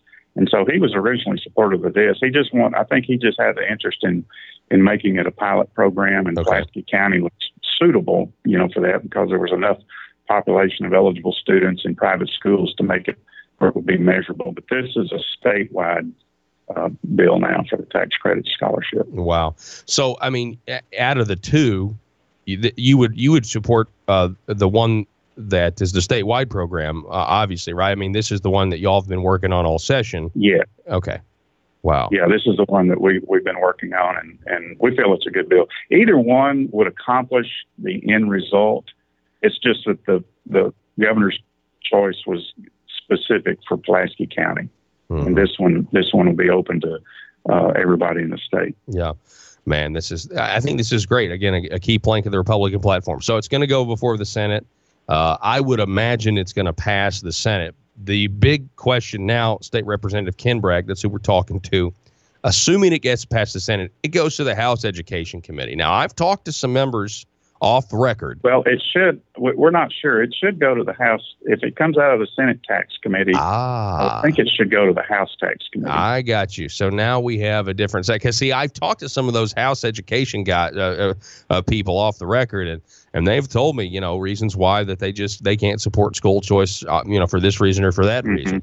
So, okay, so revenue and tax, that's a whole nother group of folks to whip. Well, now that's been that hadn't been determined yet, but okay. I'm thinking, that's up to the parliamentarian and the speaker. But originally, when we were running the tax credit scholarship, I asked, can this be run in revenue and tax? Because he said, yes, it is a tax bill. So, you could run it in revenue and tax. Okay. Wow. Well, State Representative Ken Bragg, I just want to say, number one, thanks for being for school choice. Thanks for coming on the program. And, best of luck in getting this great policy passed. Okay, thank you. We hope we can get it done. All righty. Thank you, sir. Folks, it's State Representative Ken Bragg. And we're going to take a break. We're going to reset. When we come back, I know we did it in the first hour, but I'm going to play for you some incredible audio about the appropriation process out of the Senate yesterday. Big news today. If you're just joining us, welcome to the program. A federal judge yesterday striking down Arkansas Works Medicaid expansion, saying that the work requirements are illegal. And you can't do that. And so now what do? Coincidentally, the Senate, right before the ruling came down, went ahead and passed the Medicaid expansion budget for DHS. Now, what are the odds of that? What an amazing coincidence. We'll be back in just a moment. Russellville-based firearms manufacturer Omega are making clones of the most notable German firearms in the world. These delayed rotor-lock firearms have been and are currently used by law enforcement and military worldwide. At Omega, they manufacture their guns right here in Arkansas and produce the best reproduction in the marketplace that comes with a complete 5-year warranty. At Omega, they take firearm manufacturing seriously and offer discounts to active and retired law enforcement. Whether you're using Omega firearms to defend the public, defend your family, or for target practice, Omega has your back. For pricing, go to omega-guns.com. That's omega-guns.com. Are you a conservative-minded young person and want to let the world know about it? Are you tired of rolling your eyes as your professor regurgitates progressive, PC, neo-Marxist nonsense? Then you should interview on Conduit News Radio's Young Conservative segment and tell us about why you believe the way you do. Tell us how you came to be a conservative and what are your views on government.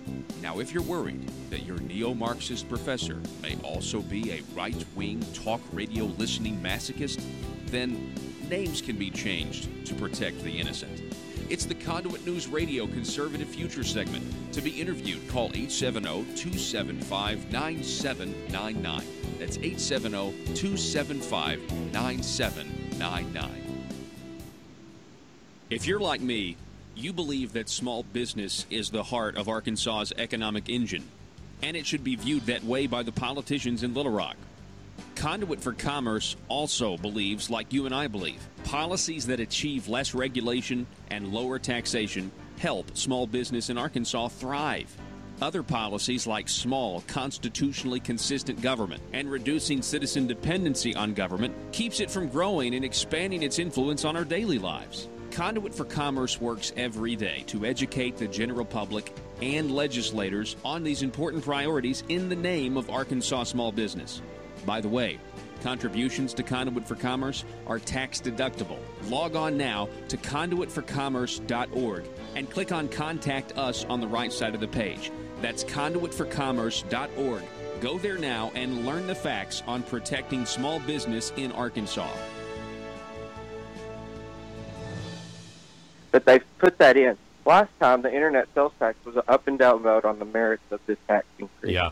This time, it's put into a bill that once you get large corporations, involved, in a bill. And yeah, it's going to fly by because they've taken two issues, a good thing and a bad thing, and put them together. Now, that corporate income tax reform, though, when does that actually go into effect, right? It doesn't go into effect immediately, does it? It's several years out. That's right. So the corporate tax income cut is a phase-in over 2 fiscal years. The net operating loss, there will be no fiscal impact until 2026. So under this bill, as written, this is a net tax increase in the first fiscal year. It doesn't become anywhere near net revenue neutral until 2023. And I would argue up until, and that's using their numbers. I think if you look at the real estimate of maybe 100 to 150 million, it's not revenue neutral for 10 years. And that's assuming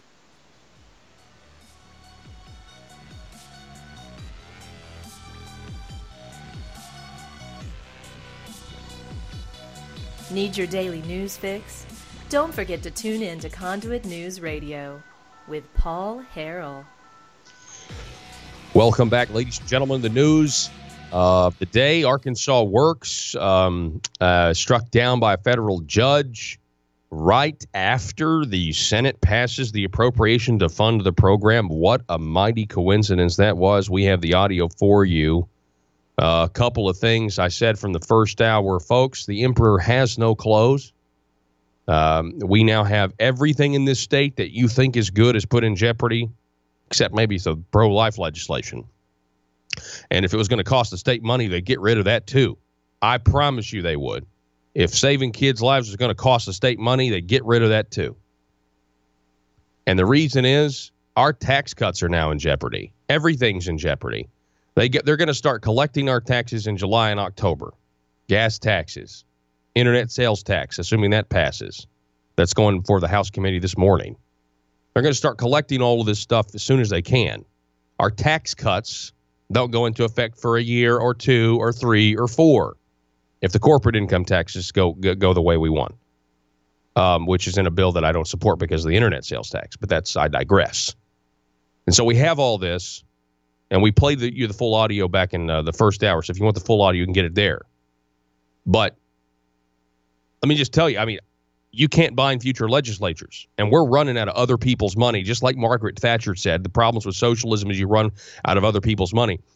I don't have any confidence right now that these tax cuts that they have passed are going to materialize if we keep Medicaid expansion without a work requirement.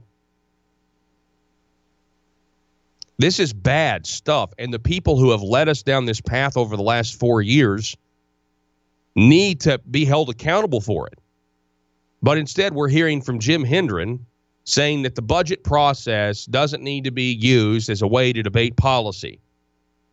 Actually, Joe, skip down in this clip here to Jim Hendren when he comes up to speak for the appropriation, when there might be there might be some willingness out there of people to vote against it because at the time they were worried. They were saying, hey, a judge may strike down Arkansas Works, and yet we're about to vote for the appropriation. That doesn't make any sense.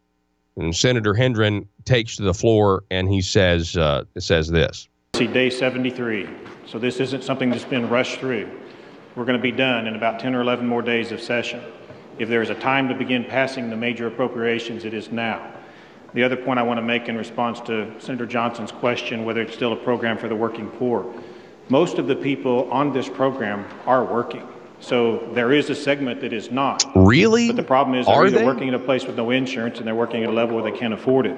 So it continues to be a program that will service that population. And the final point I want to make why I think it's so important that we do this, I think one of the biggest mistakes we've made the last 6 years is this continued effort to change policy through appropriations.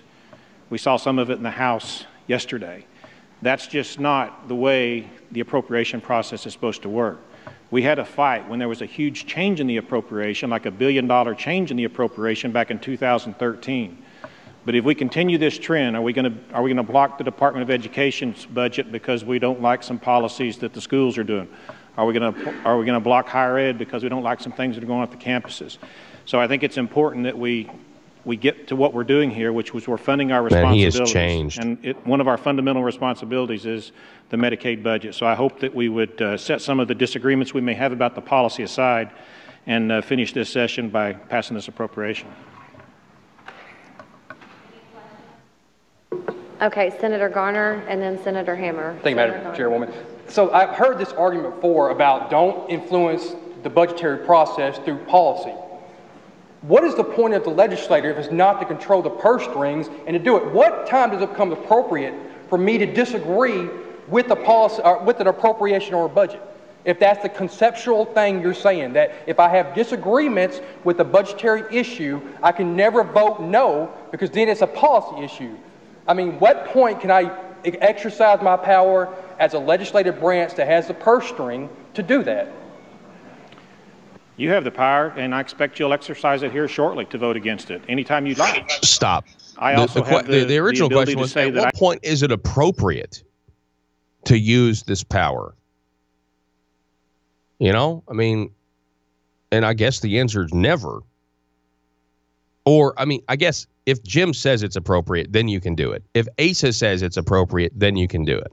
But unless that happens, never use the budget. What's the point of even having budget bills if you're going to approach it with this philosophy?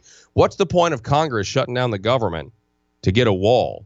I mean, obviously Congress believes in that philosophy. Keep going. I don't think it's good policy for a body to use the appropriation process. Even Congress doesn't do that. They didn't shut down DHS because a lot of Republicans were unhappy with the Obamacare program. So again, you have the right to exercise your ability to vote against this appropriation, just like many members may and have. I have the right to say that I think that is going to lead to a dysfunctional state government if we continue to try to negotiate policy through the appropriation process. Senator Hammer. Thank you. Senator Hendren, what I'm debating is one thing that was said a minute ago. We've got some key bills that are running through the Public Health Committee right now that partly because of other heavy lift bills have kind of blocked things up, and so now we're down to that pressure point. I recognize that. But one of the tools of leverage is that we have the ability to keep DHS at the table talking while we're trying to formulate policies in the committee meeting. And if we give this up today, do we or do we not, in your opinion, lose some of that ability to hold them until we get the policies we want? There are still a whole lot of other budget appropriations for DHS. And again, if we get to the point where they will not come negotiate and talk, then I think there's other mechanisms besides playing brinksmanship with the budget. Would you mind sharing what you think those are? Again, there are several other budgets besides CMS. There are several other budgets. This does not fund all of DHS. And again, I have found in most cases that they're willing to negotiate. We know how holds on the budget work, and there are an appropriate time essentially, for it. But again, we're at day 70. Did I just hear that right? Is Senator Hendren saying, well, it's okay to use the budget to hold up policy sometimes, just not this time? Is that what I just heard when he's answering Kim Hammer's question? He said, well, there are other bills you could do that on. Just don't do it on this bill. Because we got a judge that's we got to get 75% of the vote to pass this thing. We got a judge that's about to come down and strike Arkansas Works and say that it's illegal. And a matter of fact, that's exactly what happened. An hour or two later, they adjourn after they pass this narrowly, barely passing. And a judge says, oh, by the way, work requirements are illegal. You can't do that anymore. And you have a Trump administration that wants Obamacare completely thrown out. And what are we doing? We're passing bills to keep a socialist health care program from a socialist Marxist president. Now, if you're just joining us, let's say you just found Conduit News Radio a little while ago. I've been talking about this particular issue. I've talked about it so much, I hate talking about it. I'm sick of talking about it. I actually despise talking about Medicaid expansion because I've been talking about it since 2013. I've done interviews. I did an interview a couple of years ago on the Eric Erickson show when Georgia was thinking about expanding Medicaid. And I told them, whatever you do, don't do it, because they come back at you. They raise your taxes because they got to pay for it, and they say this is going to be awesome, but this is just what Ronald Reagan said. Ronald Reagan said, if you want to stop socialism, we have to stop socialized medicine, because that's their foot in the door. And they've gotten the foot in the door. And unfortunately, Arkansas is a state in the South that's Republican-led, and we're the only Republican-led state in the South that decided to take the Obama money. We couldn't say no, right? We couldn't say no. And we're poorer than all the other states around us. And people say, well, that's just a coincidence. Just like it's just a coincidence that they passed the Medicaid Expansion Arkansas Works budget yesterday out of the Senate an hour before a judge struck down the law they just funded. Now, I think about that for a second. That is an amazing coincidence that we're being asked to believe that occurred. That is just a coincidence. And now, what does he say? He says, well, we got 12 days. We have 12 days to get this right. This is not the time to be debating policy in the next 12 days. Well, why not in the next 12 days? You guys aren't going to have any legislative authority for the next 2 years. You're not going to have the power you have right now, the power of the purse. Now you're going to have a fiscal session, but that's meaningless. You guys, that's just rubber stamp. You might have a chance. Well, the fiscal sessions, it may not be meaningless, but you get my point. You might have a chance if the governor calls a special session. Now, the governor's going to have a press conference later today, and I don't know what he's going to say about this development. I don't expect him to say, okay, well, we got to end the program now. I mean, can you imagine Blue Cross Blue Shield? My goodness. I mean, you'd have to call somebody. They need to be watching the executives at Blue Cross Blue Shield, to make sure that they'd be okay. They'd have, if they ended the program, if he said, you know what, we got to end the program now because we can't afford this. I want somebody to be honest about how we don't have the money to do this. We do not have the money to do this without work requirements. We don't have the money to do this with work requirements because they're raising our taxes $400 million, $200 million here and there. We don't have the money to do this with work requirements, let alone without. Will the governor today at his press conference say anything about the sustainability of this program when it comes to the costs? Because at this point, we want to talk about being fiscally responsible. Well, we can't absorb $12 million to give people a tax break when they buy used cars. It'll cost us $12 million. In the meantime, the highway plan's $400 million. The internet sales tax really going to raise $150. They're passing the internet sales tax with a phony financial impact statement. That's not true. The numbers do not add up. Oh, but will there be any fiscally conservative talk of we actually can't afford this program, right? Even with all of the revenue growths. Like, we cannot continue. If there's 300,000 people on the program, once again, which the number has risen at, they said it would never get above 215. If it ever reaches 300,000 again, and now we're paying the full 10% with the federal government paying 90. And who knows, the federal government, if they do keep the program, may say, you know what, we'll keep it, but it's going back to a 70. It's going to be a 70-30 match like traditional. Folks, you can't sustain a government if you don't have, if you run out of other people's money. Will there be any talk today at the governor's press conference? Will the governor, is the governor going to be calming everybody down? Like Jim Hendren saying, don't panic, don't panic. In the newspaper, Jim Hendren saying, don't panic. And with these people, the opposite is true. So I guess everyone is panicking. The establishment certainly is. So is this press conference going to be about truth with the governor? Is he going to say, you know what, we really do have to watch this because the bottom line is without work requirements, this is fiscally unsustainable. Now, if he does say that, I'll play it. I'll give him all the credit in the world. That would be a great admission from the governor of this state to at least say, without work requirements, this program is fiscally. Don't come out there with this, well, maybe we can tailor the work requirements and we can tailor them to fit what the judge's description was. No. We're way past that. We can't. Obviously, this is an out for the governor, right? This is an out in a lot of ways. Take the out, governor. Take the out, Republican establishment. This is your out. You tried to keep the largest expansion of government in Arkansas history. You tried to grow government and say, we'll grow it and shrink it later. We promise. Now this is your out. Take the out, okay? Take the out, and everyone understands dollars and cents, even people in the middle. you can't afford to take care of able-to-work adults and make the needy suffer. You can even go that route. It's very simple to do. You just got to be willing to take the heat from the media that wants socialized medicine. Will he say at all in his press conference, we can't afford this without the work requirements? Or will he try to calm Blue Cross and Blue Shield down?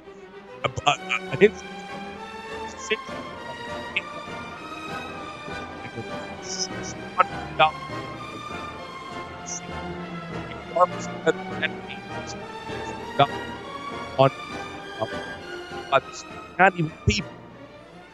Arkansas being safe.